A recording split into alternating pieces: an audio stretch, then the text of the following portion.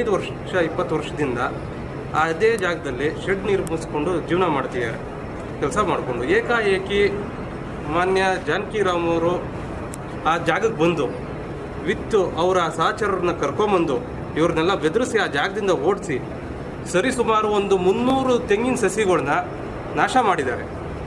ತಮ್ಮ influence, higher hand, ರಾಜಕೀಯ ಪ್ರಭಾವ ಎಲ್ಲ ಬಳಸ್ಕೊಂಡು ತಮ್ಮ ಇವರ ಜಾಗದಲ್ಲಿ ಏನೇನು ಸಸಿಗಳಿತ್ತು ಎಲ್ಲ ನಾಶ ಮಾಡಿ ಇವ್ರ ಶೆಡ್ನೆಲ್ಲ ಒಡೆದಾಕಿ ಜಾಗದಿಂದ ಓಡಿಸಿ ಇದೆಲ್ಲ ಸಮಸ್ಯೆ ಮಾಡಿದ್ದಾರೆ. ನಮಗೇನಂದರೆ ಒಬ್ಬ ಕೂಲಿ ಕಾರ್ಮಿಕನಿಗೆ ಇಷ್ಟು ಅನ್ಯಾಯ ಮಾಡುವಂಥ ಅವಶ್ಯಕತೆ ಇದೆಯಾ? ರಕ್ಷಣಾತ್ಮಕವಾಗಿ ಜನರ ರಕ್ಷಣೆ ಮಾಡಬೇಕು ಅಂತ ಇದ್ದರೆ ಈ ಕೂಡಲೇ FIR ದಾಖಲಾಯಿಸಿ ಅವ್ರ ಮೇಲೆ ಕ್ರಮ ಕೈಗೊಳ್ಳಬೇಕು. ದಾಖಲೆ ಮಾಡಬೇಕು ಸರ್, ನನ್ನ ಪ್ರಕಾರ ಏನಾದ್ರು ಯಾರು ಜಾಗಕ್ಕೆ ಬಂದಿದ್ರು ವಿತ್ ಸಹಚರ ಜೊತೆ ಅವ್ರ ಮೇಲೆ FIR ದಾಖಲೆ ಮಾಡಬೇಕು. ಎಷ್ಟು ಜನ ಬಂದಿದ್ರು ಸರ್? ಸರಿ ಸುಮಾರು ಒಂದು 15ರಿಂದ 20 ಜನರ ಮೇಲಿದ್ರು. ವಿಜುವಲ್ನ ಕೊಡ್ತೀವಿ.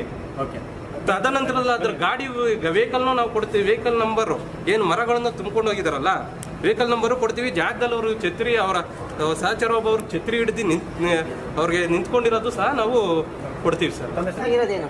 ಸಮಸ್ಯೆ ನಮ್ಮ ಯಜಮಾನರು ಕಾಂಪೌಂಡ್ ಹಾಕಿದ್ರು, ಬೇಕು ಕಾಂಪೌಂಡು.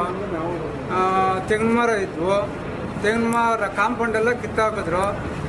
ತೆಂಗಿನ ಮರ ಎಲ್ಲ ಕೆಡವರು JCB ತಗೊಂಬಂದು ನಾವು ಕೇಳಿದ್ದಕ್ಕೆ ನಮ್ಮ ಜಾಗ ಇದು, ನಾವು ಕೆಡವಾಗ್ತಾ ಇದ್ದೀರಿ ಅಂತ ಹೇಳಿದ್ರು. ಅವ್ರು ಮಾಹಿತಿ ಕೊಟ್ಟಿಲ್ಲ ನಿಮ್ಮ ಯಜಮಾನ್ರಿಗೆ? ನಮ್ಮ ಯಜಮಾನ್ರಿಗೆ ಮಾಡ್ತೀವಿ. ಆವಾಗ ಫೋನ್ ಮಾಡಿದ್ರಿ, ಫೋನ್ ಮಾಡಿದ್ದಕ್ಕೆ ಫೋನ್ ಅವರು ರಿಸೀವ್ ಮಾಡಿದ್ರು. ಸರಿ ನಾವು ಬರ್ತೀರಿ ಅಂದರು. ಆಮೇಲೆ ಬಂದರು, ಅವರು ಬರಪಟ್ಟು ಕಂಪ್ಲೇಂಟ್ ಅದು ಬರಪಟ್ಟು ರಘುರಾಮ್ ಅವರಿಗೆ ಸೇರಿರ್ತಕ್ಕಂಥ ಜಮೀನಿನಲ್ಲಿ ಸುಮಾರು 300ರಿಂದ 400 ತೆಂಗಿನ ಮರಗಳನ್ನು ಕತ್ತರಿಸಿ ಅವರಿಗೆ ನಮ್ಮ ಕಕ್ಷಿದಾರಂಥ ರಘುರಾಮ್ರವರಿಗೆ ಸೇರಿದ ಪ್ರಾಪರ್ಟಿನಲ್ಲಿ ತೋಟವನ್ನು ಸರ್ವನಾಶ ಮಾಡಿ ಈ ಕೂಲಿ ಕಾರ್ಮಿಕರಿಗೆ ಮನಬಂದಂತ ತಿಳಿಸಿ ಅವ್ರಿಗೆಲ್ಲ ಜೀವ ಬೆದರಿಕೆ ಹಾಕಿರೋ ದಿಸೆಯಿಂದ ನಾವು ಇಲ್ಲಿ ಬೆಂಗಳೂರಿನ ನಮ್ಮ ಕೆಂಪೇಗೌಡ ಅಂತಾರಾಷ್ಟ್ರೀಯ ವಿಮಾನ ನಿಲ್ದಾಣ ಪೊಲೀಸ್ ಠಾಣೆಯಲ್ಲಿ ದೂರು ಕೊಡಲಿಕ್ಕೆ ಬಂದಿದ್ದಾರೆ. ಸರ್, ಕಂಪ್ಲೇಂಟ್ ಕೊಟ್ಟರೆ ಬಗೆಹರಿಯುತ್ತಾ? ದೊಡ್ಡ ಮಟ್ಟದಲ್ಲಿ ನಡೆದಿದೆ ಇದು. ಇವತ್ತು ನೀವು ಕಂಪ್ಲೇಂಟ್ ಕೊಟ್ಬಿಟ್ರೆ ಬಗೆಹರುತ್ತೆ ಅಲ್ಲ. ಇದಕ್ಕೆ ನಾವು ಬಂದಿರತಕ್ಕಂಥದ್ದು ಕೂಲಿ ಕಾರ್ಮಿಕರನ್ನ ಮನಬಂದಂತ ತಿಳಿಸಿ ಆ ತೋಟದಿಂದ ಸರ್ವನಾಶ ಮಾಡಲಿಕ್ಕೋಸ್ಕರ ಯಾಕೆ